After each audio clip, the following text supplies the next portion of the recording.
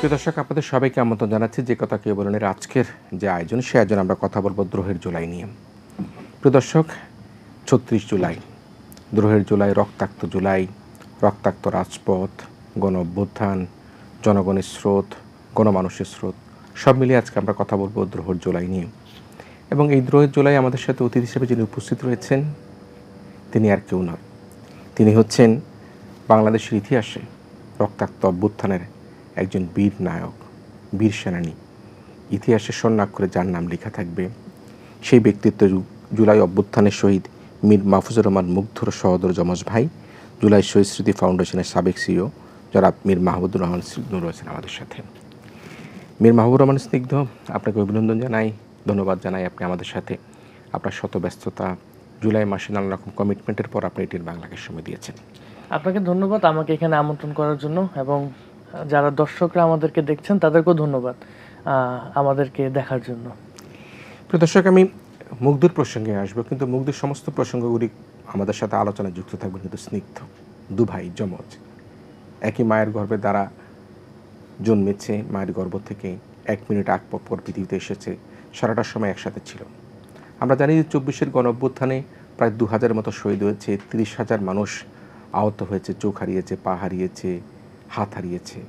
সেই যন্ত্রণা নিয়ে কিন্তু প্রায় 25-30 হাজার মানুষ এখনও বেঁচে আছে। কিন্তু জুলাই অভ্যুত্থানের যদি শহীদদের কথা বলি, সেই শহীদদের কথার মধ্যে যে 3টি শব্দ আমাদের কানে লাগে, পানি লাগবে পানি, 3টি শব্দ, আবারও বলছি, পানি লাগবে পানি। সেই পানি যিনি বিতরণ করতে গিয়ে সেই জুলাই অভ্যুত্থানে বীর সেনানী হিসেবে, শহীদ হিসেবে যার নাম লিখেছেন, তার ভাই স্নিগ্ধর সাথে কথা বলো। প্রিয় দর্শক, এই যে অভূতপূর্ব একটি দৃশ্য, সেই দৃশ্য কিন্তু যখন এই মুগ্ধ তার পানি এবং বিস্কিট বিতরণ করতে গিয়ে সেখানে গুলিবিদ্ধ হয়ে মারা যায়, সেই শব্দগুলো কিন্তু শুধু বাংলাদেশ নয়, বাংলাদেশ পেরিয়ে সারা বিশ্বে কিন্তু সারা বিশ্বের মানুষের হৃদয়কে স্পন্দন করেছে, হৃদয়ে আঘাত লেগেছে।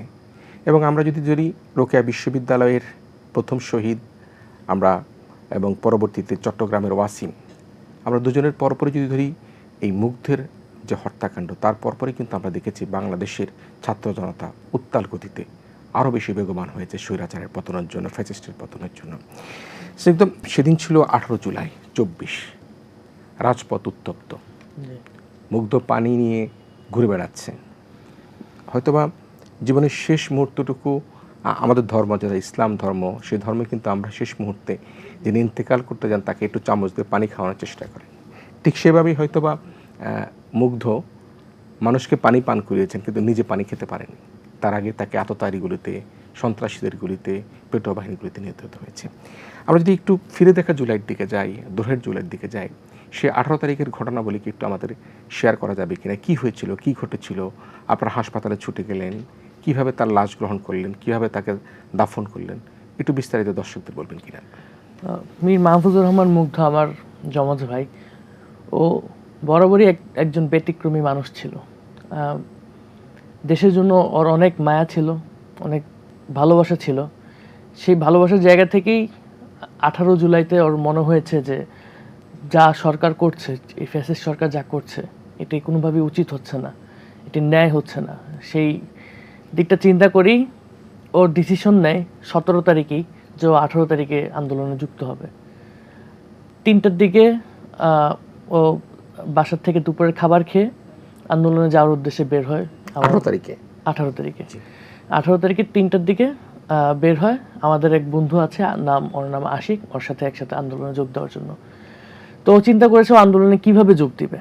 ও চিন্তা করেছে যে ও কোনো ধ্বংসাত্মকমূলক কোনো কার্যক্রমের সাথে জড়িত হবে না, ও শান্তিপ্রিয়ভাবে আন্দোলনে যোগ দিবে এবং আন্দোলনের প্রতিরোধ গড়ে তুলবে। আপনি যদি খেয়াল করেন দেখবেন ও যে কাজটা করছিল, ও পানি বিতরণ করছিল, এর মাধ্যমে দুটো কাজ একসাথে করছিল। এক, আন্দোলনের প্রতিরোধ তৈরি করছে আন্দোলনে যোগ দিয়ে।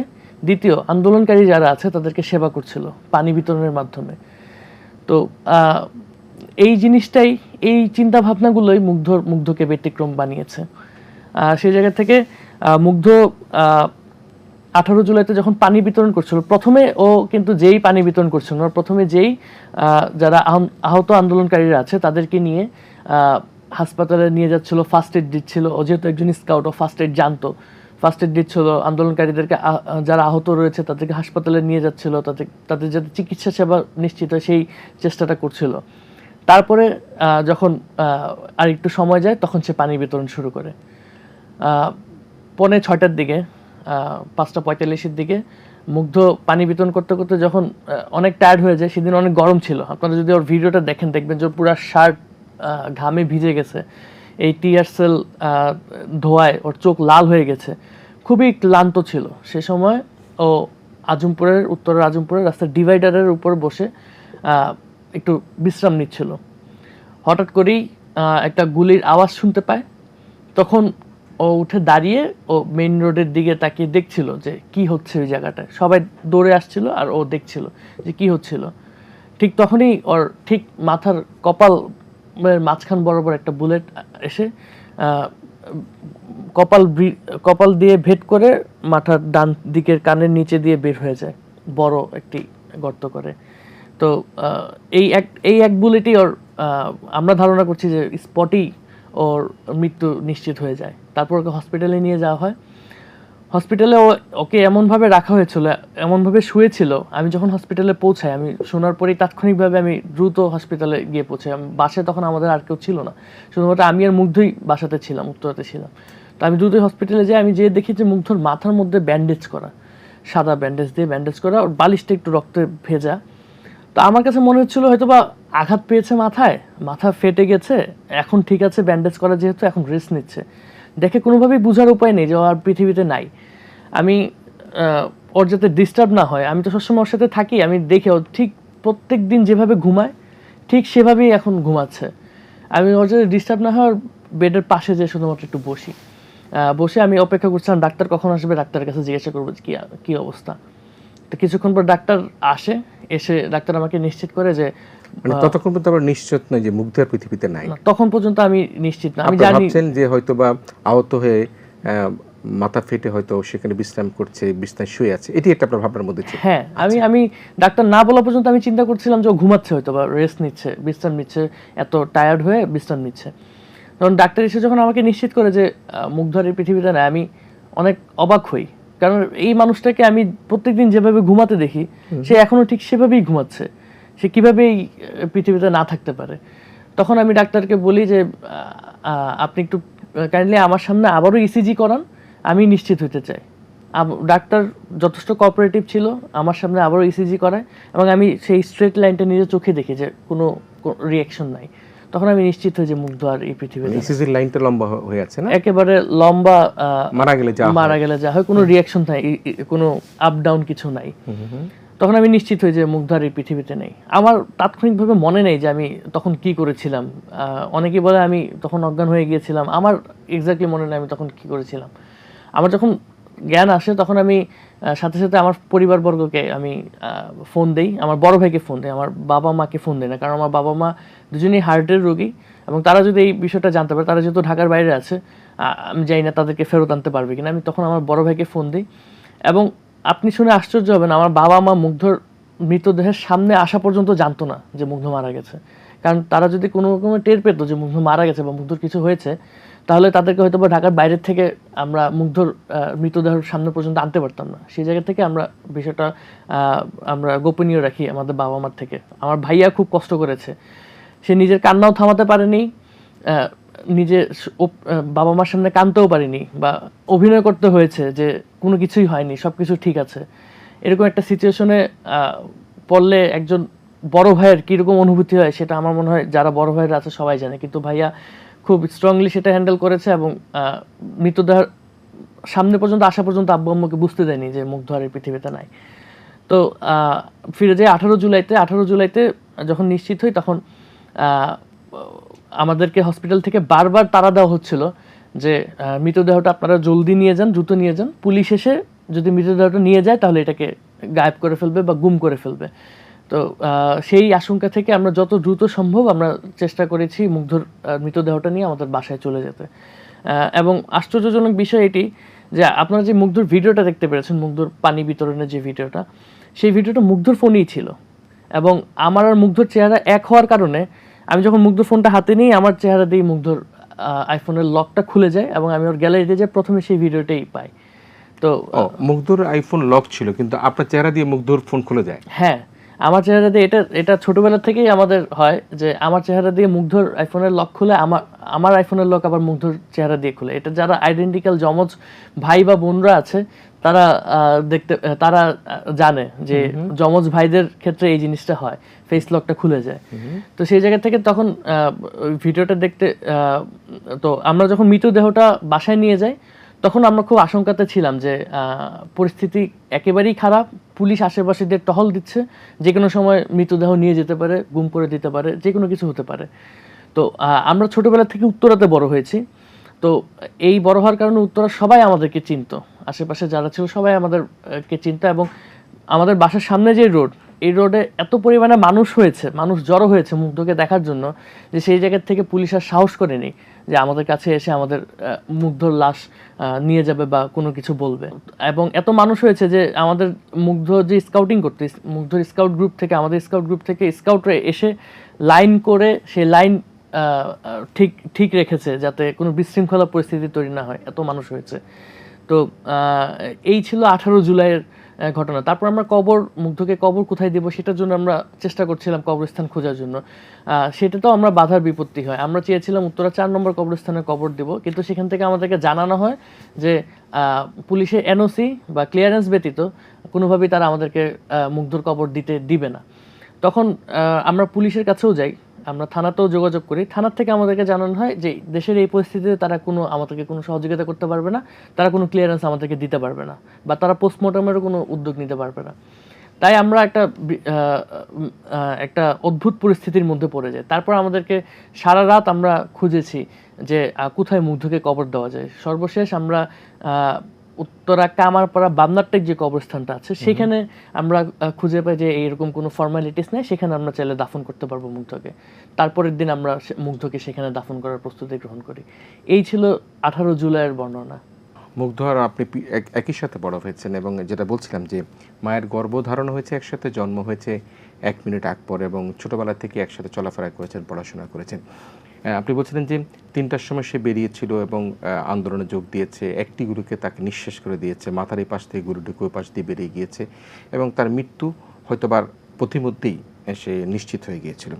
আমরা যদি একটু আসি এই জায়গাটাতে, যে এই যে আমরা জুলাই আন্দোলন, জুলাই বিপ্লব, জুলাই অভ্যুত্থান সব কিছুর মধ্যে দিয়ে আমরা ফ্যাসিস্ট বিদায় করেছি, শেখ হাসিনা তার বোন দেশ থেকে পালিয়ে গিয়েছে, যারা এই সন্ত্রাসী চক্র ছিল তাদের বেশিরভাগ নেতাকর্মীরা এখন দেশে নেই।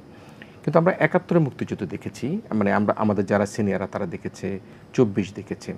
71-এর মুক্তিযুদ্ধ ছিল আমাদের মুক্তির আন্দোলন, আমাদের দেশের স্বাধীনতার আন্দোলন। 24 ছিল আমাদের মুক্তিকামী মানুষকে কীভাবে স্বৈরাচার মুক্ত, ফ্যাসিস্ট মুক্ত করা যায় সে আন্দোলন। আপনি 24 এবং জুলাই এই দুটাকে আপনি কীভাবে দেখেন? আপনি মুক্তিযুদ্ধের কথা বলেছেন, আমি যদি একটু পিছন দিকে যে মুক্তিযুদ্ধ কেন শুরু হয়েছিল, আমি যতটুকু আমার কাছে নলেজ আছে, মুক্তিযুদ্ধ শুরু হয়েছিল কিন্তু বৈষম্য থেকেই। ইস্ট পাকিস্তান, ওয়েস্ট পাকিস্তান, দুই পাকিস্তানের মধ্যে যে বৈষম্য তৈরি হয়েছিল, সেই বৈষম্য থেকেই কিন্তু বিক্ষোভ শুরু হয়েছে, এবং সেই বিক্ষোভ থেকেই কিন্তু মুক্তিযুদ্ধের ডাক এসেছে।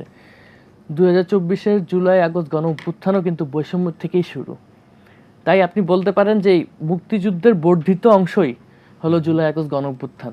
মুক্তিযুদ্ধে যেই আকাঙ্ক্ষা আমরা দেখেছিলাম, আমাদের এই জাতি দেখেছিল, সেই আকাঙ্ক্ষা হুমকির মুখে পড়েছিল এই ফ্যাসিস্ট রেজিমের আন্ডারে। সেই জন্যই এই 2024-এর গণ অভ্যুত্থান হয়েছে।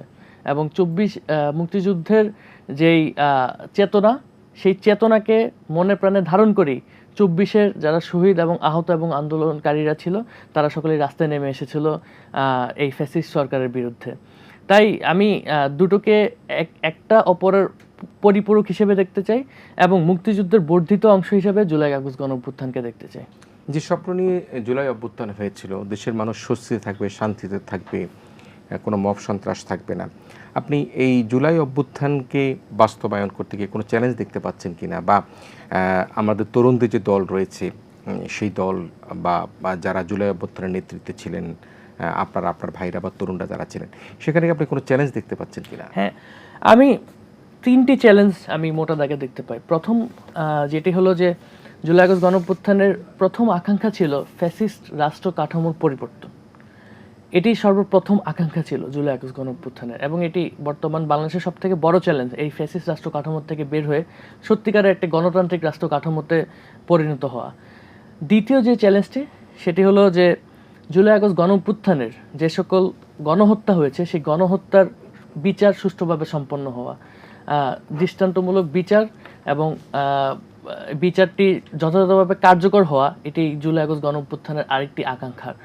তৃতীয় যে আকাঙ্ক্ষাটি আছে সেটি হলো বাংলাদেশের যে রাজনৈতিক সংস্কৃতি পূর্বে চালু ছিল জুলাই আগস্ট গণঅভ্যুত্থানের আগে, যেই প্রতিহিংসার সংস্কৃতি, যেই হানাহানি রেষারেষির সংস্কৃতি, সেই সংস্কৃতি পরিবর্তন করে একটি সৌহার্দ্যমূলক পরিবেশ রাজনৈতিক সংস্কৃতি তৈরির যে আকাঙ্ক্ষা ছিল, এই তিনটি আমি মূলত চ্যালেঞ্জ দেখি জুলাই আগস্ট গণঅভ্যুত্থানের পরে নতুন বাংলাদেশে বাস্তবায়ন করার ক্ষেত্রে।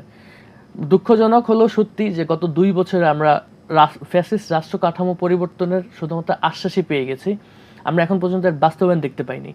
তো আমি আশাবাদী যে 2 বছর এখনো সম্পন্ন হয়েছে এবং 2 বছর আমরা এখনো পর্যন্ত আছি যে রাষ্ট্র কাঠামো পরিবর্তনের যে প্রসেসটা আছে সেই প্রসেসের মধ্যে আমরা এখনো আছি। তাই আমি আশাবাদী যে এটি অচিরেই বাস্তবায়ন হবে, শুধু মুখে থাকবে না, কার্যক্রমে এটি বাস্তবায়ন হবে। জুলাই আগস্ট গণঅভ্যুত্থানের গণহত্যার যে বিচার, সেই বিচারের অগ্রগতি আমরা গত 2 বছরে আমরা এখন পর্যন্ত দেখতে পারিনি সেরকমভাবে। কিছু আমরা দেখতে পেরেছি, তাও নামমাত্র কিছু সাজা। যে পুলিশটা গুলি চালিয়েছে, আমরা কয়েকদিন আগে একটা বিচার কার্যক্রম দেখেছি, যে পুলিশটা গুলি চালিয়েছে তাকে নামমাত্র 3 বছরের সাজা দেওয়া হয়েছে।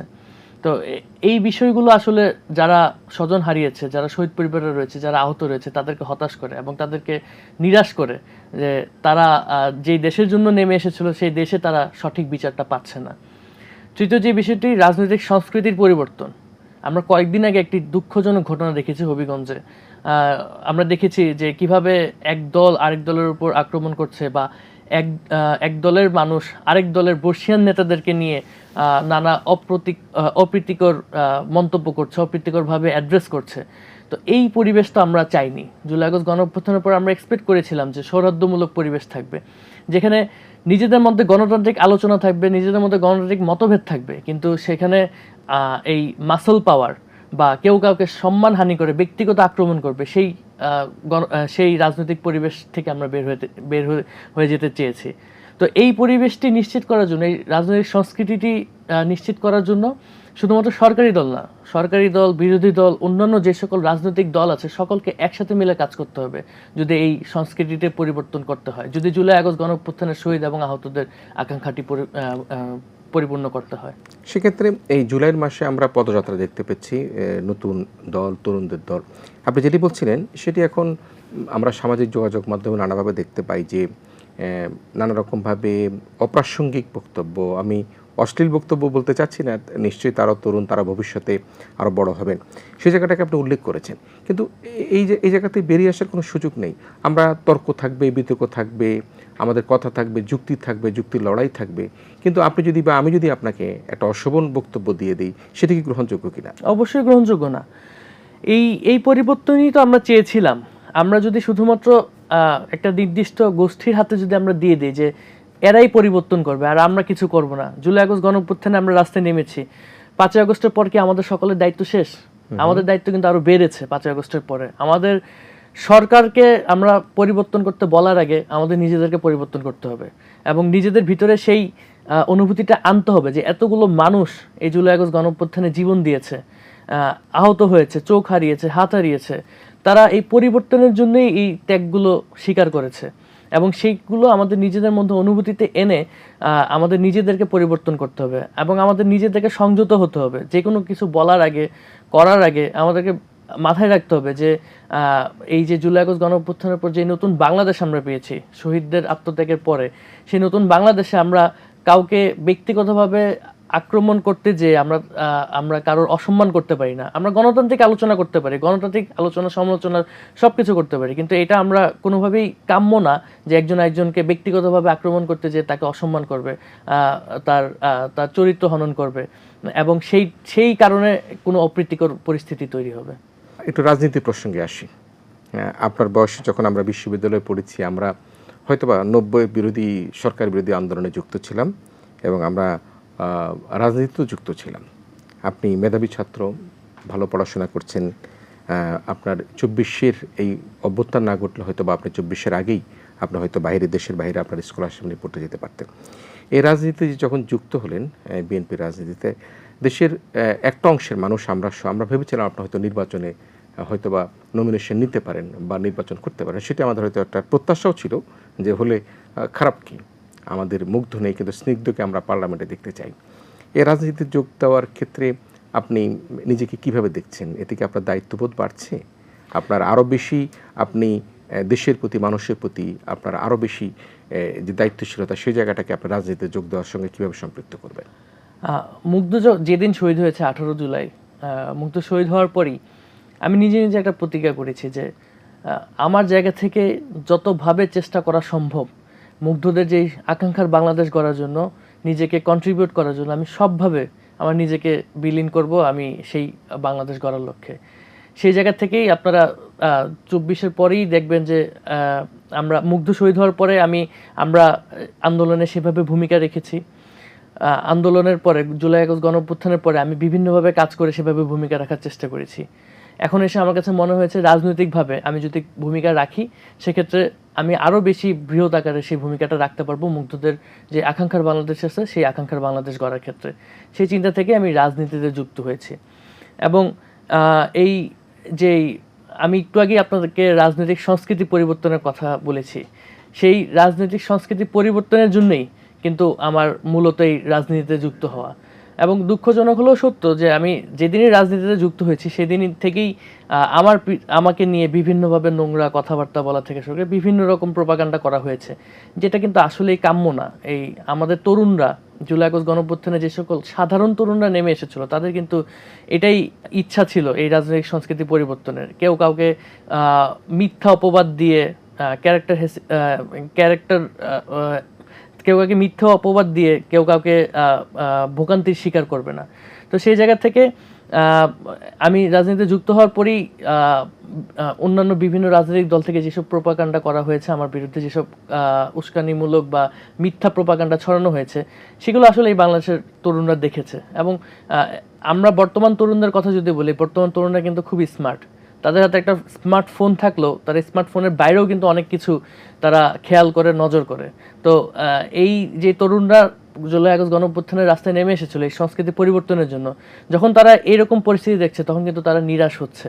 এবং সামনে এই রাজনীতির যেই ফলাফল আপনারা দেখবেন, সেই ফলাফলে কিন্তু এটা স্পষ্টভাবে তরুণরা দেখিয়ে দিবে যে কিভাবে তারা এই যেই মিথ্যা প্রোপাগান্ডাগুলো আছে সেই প্রোপাগান্ডাগুলো উত্তর তারা দিচ্ছে।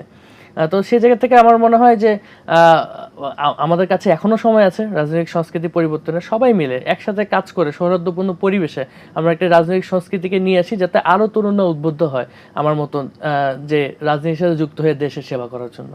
আপনি যে দলে যোগ দিয়েছেন, আপনি মানে নির্বাচনের আগে দলে যোগ দিয়েছেন। এটি কিন্তু একটা চ্যালেঞ্জ ছিল যে নির্বাচনে কে জিতে কে হারে, কিন্তু আপনি আপনার অন্তরের যে ভালোবাসা থেকে যাদেরকে পছন্দ করেন তাদের সাথে সেই দলের সাথে যোগ দিয়েছেন। আমি বিএনপির কথা বলছিলাম। এবং নিরঙ্কুশ সংখ্যাগরিষ্ঠতা অর্জন করে বিএনপি সরকার গঠন করেছে। প্রধানমন্ত্রীর দায়িত্ব পেয়েছে মরহুমা বেগম খালেদা জিয়া, শহীদ রাষ্ট্রপতি জিয়াউর রহমানের সুযোগ্য সন্তান জনাব তারেক রহমান। আপনি দ্রোহের জুলাইয়ের এই সময়ে এসে, এই 2 বছরের এই জুলাই অভ্যুত্থানের এই সময় এসে আপনি মাননীয় প্রধানমন্ত্রী সরকার তার কাছ থেকে দেশের জন্য, মানুষের জন্য, জুলাই যোদ্ধাদের জন্য ভবিষ্যৎ রাজনীতি নিয়ে আপনি কি প্রত্যাশা করছেন? কোনো বিশেষ আপনার এখানে নিবেদন, আবেদন বা বিশেষ কোনো বক্তব্য আছে কিনা? সব থেকে বড় যে চাওয়া বর্তমান মাননীয় প্রধানমন্ত্রীর থেকে, যে যেই জুলাই আগস্ট গণঅভ্যুত্থানের জন্য, যেই শহীদদের জন্য, যেই আহতদের জন্য আজকে আমরা একটি গণতান্ত্রিক সরকার আমরা উপহার পেয়েছি, সেই শহীদ আহতদের এবং জুলাই আগস্ট গণঅভ্যুত্থানের যে প্রধান আকাঙ্ক্ষা এবং ইচ্ছা ছিল, সেগুলো যাতে অক্ষরে অক্ষরে পালন করা হয়। তাদের যেই আকাঙ্ক্ষা ছিল ফ্যাসিস্ট রাষ্ট্র কাঠামোর পরিবর্তন, গত 17 বছর ধরে তিলে তিলে যেই রাষ্ট্র কাঠামো গড়ে উঠেছে, সেই ফ্যাসিস্ট রাষ্ট্র কাঠামোর পরিবর্তন যাতে বর্তমান সরকারের হাত দিয়েই হয়। আমরা জানি এই রাষ্ট্র কাঠামো যেটি গত 17 বছর ধরে তৈরি হয়েছে, সেটি রাতারাতি পরিবর্তন করা সম্ভব নয়।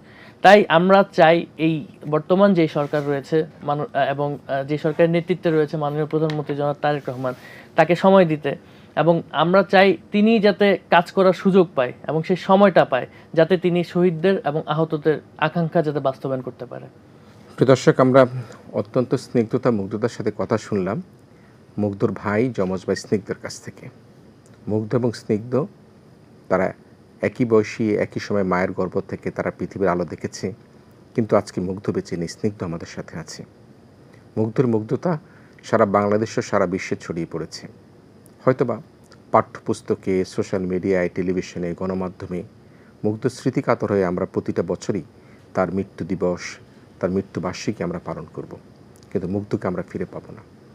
তবে আমরা এই প্রত্যাশা করতে চাই বাংলাদেশের প্রত্যেকটি ঘরে যাতে আবু সাঈদ, ওয়াসিম, মুগ্ধ এদের মতো একজন করে বীর সন্তান জন্ম নেয়, যারা বাংলাদেশের ফ্যাসিজমকে আগমন করতে দিবে না, যারা সেই ফ্যাসিজমকে বাধা দিবে।